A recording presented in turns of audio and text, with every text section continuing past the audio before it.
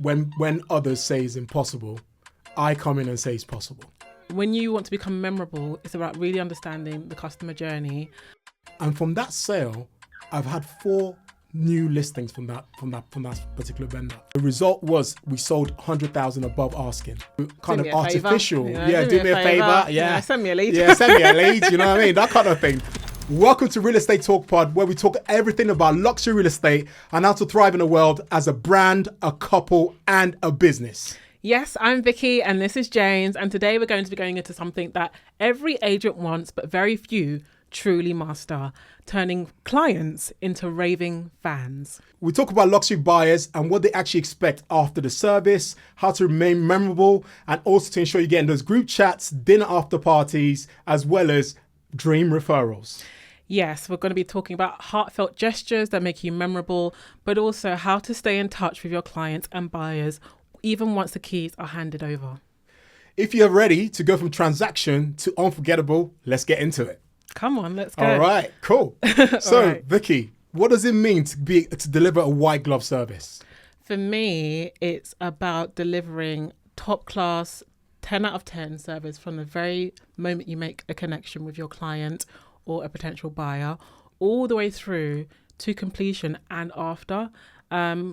When you want to become memorable, it's about really understanding the customer journey. So for me, from the very beginning, it's about understanding the client's needs, whether it's a buyer, whether it's a vendor. It's about really questioning them on what their goals are, what they're trying to achieve, how big of a property they're looking for. If they're an investor, what their financial goals are, what kind of return on investment they're looking for. If it's a family, what location, type of property, what kind of lifestyle they want to be living. And that's, I guess, from a buyer's perspective. And then from a vendor's perspective, why are they moving? What does their next journey look like? What does their previous journey look like within the property that they're currently selling? Yeah. So it's really about getting deep with them, really, and understanding who they are and where they're trying to get to. Definitely. It's that kind of situational analysis, isn't it? Yeah. Understanding what the situation is, what's the ideal, what would they like to achieve, and then also how do we get there? And I think those things are quite important because it's more of a bespoke service, isn't it? Precisely. And making sure that you can actually cater to what you're saying, cater to their needs, but also delivering the results as well. Yeah. So I guess it's that thing whereby people want certain things, and how do you adapt accordingly? Because people's expectations can change, and you don't want to disappoint them, but you also want to make sure you're getting the results or achieving the goal. Precisely. And I think by getting deeper into those questions, really understanding their goal, you're also able to put in place some contingencies just in case, things do need to change or we need to re-strategize along the process. And a big part of that is really the preparation. Yeah. So as you know, 100%. We spend a lot of time preparing for a property to come to market. Before we even do that, we're sitting down, understanding the market, understanding the valuation of the property, the pricing strategy, the marketing strategy. And one thing that I think really stands out for our clients when we sit down with them is the presentation that we make. Mm-hmm.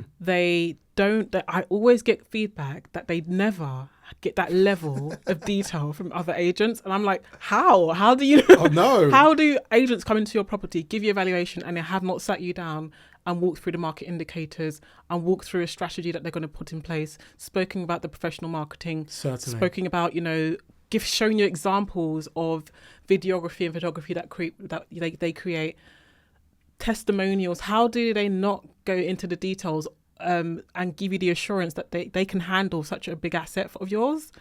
I don't know if you get the same level of feedback. No, 100%. No, I get that as well, because people just think, they're going to do a little tour of my house and they're going to be like, yeah, your house is worth this, and just pick a number out of the sky, or just look at what's being marketed. But I think it's so important to basically be able to have a full plan of action, to be able to talk to them and show them the start, the middle, the finish. And you also manage expectations. Because the thing about it is, if you don't have that conversation, then a customer feels they're in the dark, or they're not aware of what the possibilities might be. Precisely. Or effectively, plan A, B, and C. And you having that is the reason why they've employed you as their agent. Those things are quite important, really. Yeah. And those things are quite vital. I guess, Vicky, tell us about maybe a story of when you've kind of gone above and beyond for a customer, and how that's sort of translated over to loyalty? Do you know what? I think a very, very, very clear example, I guess, first of all, going above and beyond on day one of even meeting the client was actually just knocking on their door. Because I think most clients that I speak to, I've met because I've noticed their house has been on market for a long time. I've made a proactive effort to actually go and knock on their door because I'm surprised the house hasn't actually sold yet. Yeah. And I have a conversation with them at the door about it. So one that stands out the most probably in that situation is a client whose house was on the market for probably about 6 months. Right. I knocked on her door. Like this. There's always this love a story. If you look at it, if you walk in, you're like, wow, it's spectacular. I just couldn't believe it was on the market for that long. Yeah. And I spoke to her at the door and she was like, I can't believe it too. I don't get it. Yeah. But she was like, to be honest, but I don't deal with the sale of the house. I need to just speak to my husband. So we made an arrangement for me to see her husband a few days later, sat down and did a market appraisal of the property. Yeah. And the first thing he said when he met me was like, you made a really good impression on my wife. Yeah. She was actually very, very surprised by your proactivity and the effort just coming to see us, and you actually stood out to her very much compared to other agents. So she's like, you have to talk to Victoria. Just from that, 30-second conversation I had at the door with her. And then when I did sit down with them, I went through my presentation with them, and they left a conversation saying that was very thorough, and we appreciate all the effort you've gone to actually sit down and go through the data with us. Yeah. Even after that, I kept them updated on sort of the daily market trends. Their timelines changed slightly because they just fell pregnant. Yeah. Oh, nice. So they actually thought, you know what, let's not sell yet. Yeah. But because I actually had kept them up to date with what's going on with the budget, stamp duty increases that were coming up in the next few months, they decided to actually sell sooner. And they appreciated that I kept them up to date on that, because otherwise they would have ended up paying a higher stamp duty rate if they had waited. So again, effort, just consistently keeping up to date, keeping in communication with them. And that house, again, the marketing was phenomenal. Tyler did an amazing marketing campaign on that as well. Yeah. The videos today on TikTok are one of the most highest grossing, in terms of views on TikTok, 50,000 views. And we sold it within 12 days of it being on market. Amazing. At £70,000 over the asking price, which I think I've spoken about on the podcast before. Yes. So again, it's about going above and beyond from the beginning all the way through to the end. And as a result of me selling their house for that much above the asking price, they actually referred me to their parents to sell their parents' house.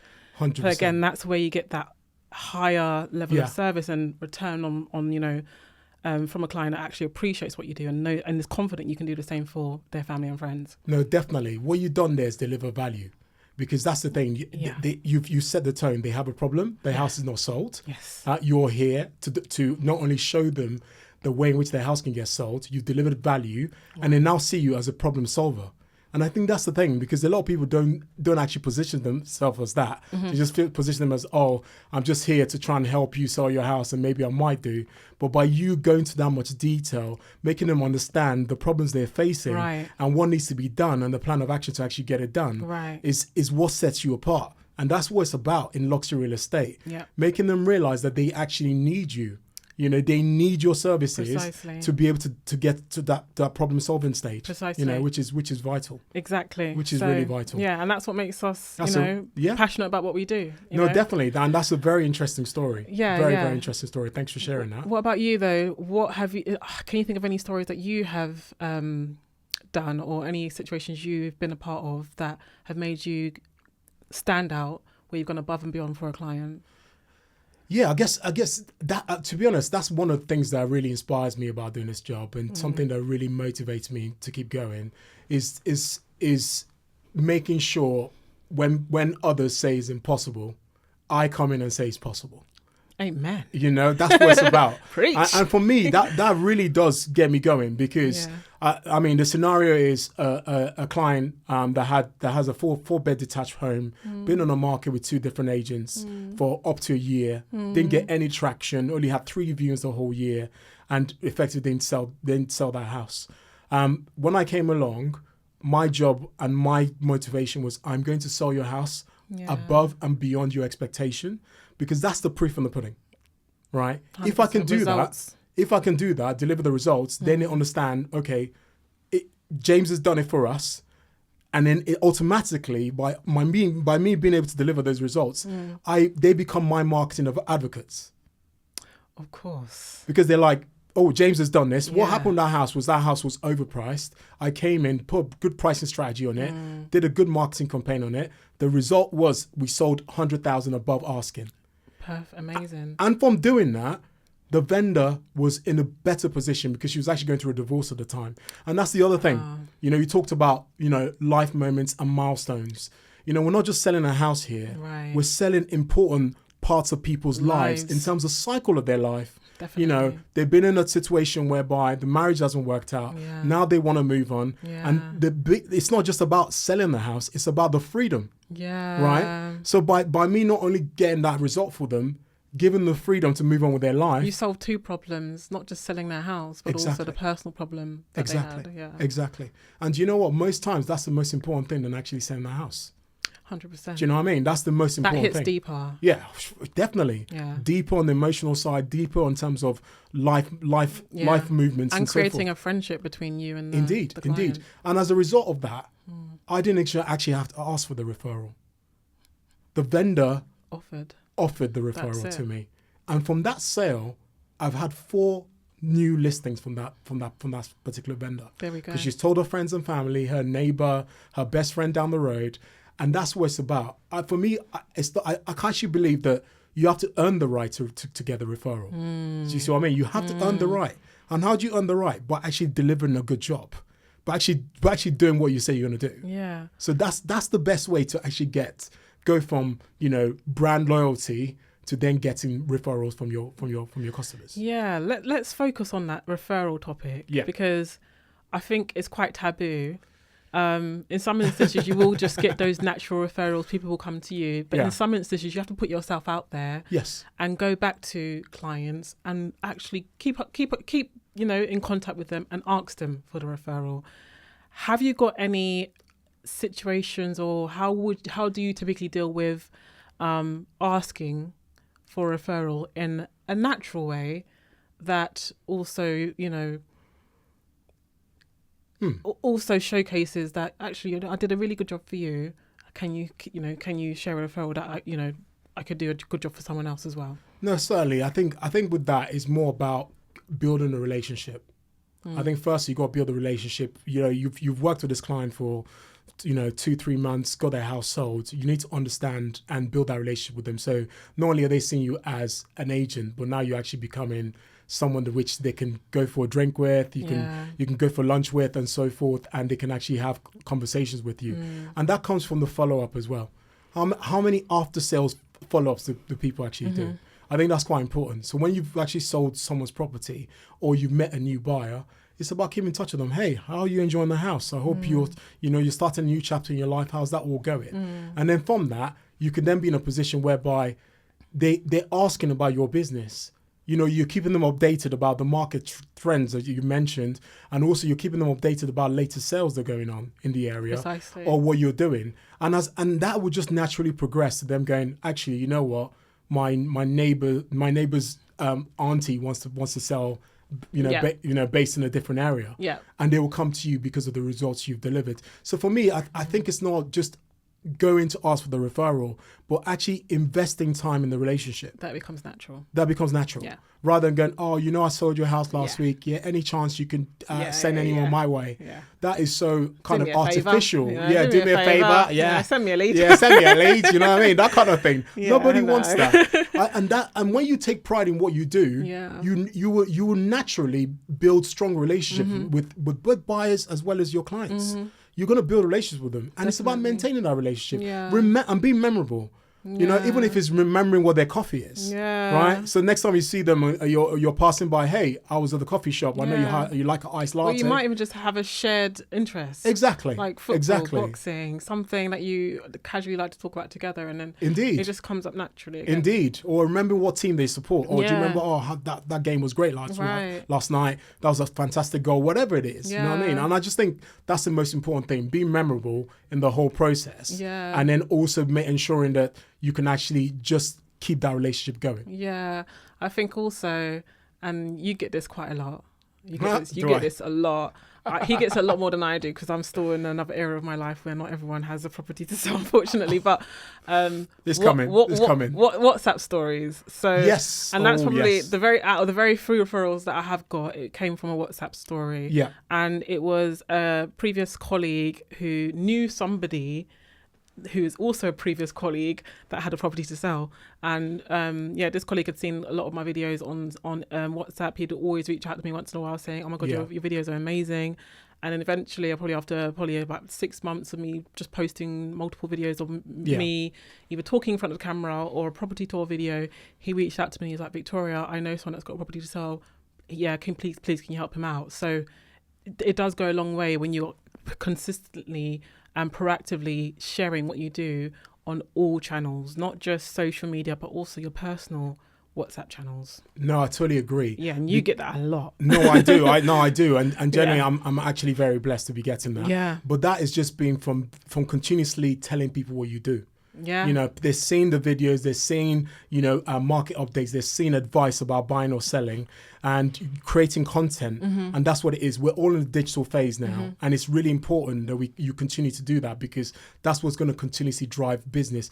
And when you consistently deliver those kind of content, it gets to a point where people are now they might be in denial to start with. They'll be like, actually, you know what? James has been doing this every single day for the last 2 years. Yeah. And he's shown me the quality, show me the results, he showed me the process from start to finish. Everyone loves a story, right? You get those stories or those videos on social media, you want to see what happens at the end, that kind of thing. So by doing that, those people in your phone are now brand advocates of your work. Yeah. They now become people that are going to be talking about, actually, I'm thinking about selling. Actually, I'm not going to go to a local agent because I know I see James every single day. Or I see Vicky every single day on WhatsApp. And I think it's a really big untapped resource. And I totally agree. And so I guess for you, just to conclude then, yes, what would you say is one ritual that you make sure you do on a regular basis to ensure that you stay memorable to clients? I think one ritual I do is to be consistent and to continuously communicate and follow up with your clients, both past and present. I think that's vital because those people have not only experienced your work, they're going to speak louder about your work than anybody will do. I totally agree.